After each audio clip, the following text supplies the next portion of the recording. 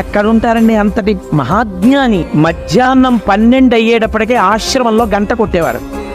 భగవాన్ ఇది మీ ఆశ్రమం అంటే ఆయన ఒప్పుకునేవారు కాదు. నా ఆశ్రమం ఏమిటి, నేనెవరు, నాకు ఆశ్రమం ఏం లేదు అని అందరూ భోజనానికి వరసలో నించుంటే ఆయన కూడా ఓ కర్ర మట్టి కమండలం పట్టుకుని లైన్లో నించునేవారు. లైన్లో నించుని అందరూ కూర్చుంటే ఆయన కూర్చునేవారు. అందరికీ ఏది వడ్డించారో తనకి అదే వడ్డించాలి. ఒక లడ్డు ఎక్కువ తీసుకొచ్చి వడ్డిస్తే ఇదే వద్దని చెప్పాను. అంతట తినేది పరబ్రహ్మమే, ఈ పెద్దరికాలు నాకొద్దు, మీరు అందరికీ సమానంగా పెట్టండి అని చెప్పి తినేవారు కాదు. ఏదైనా అందరూ ఏది తిన్నారో తాను తినాలని నా అన్న మాట ఆయన వాడేవారు కాదు.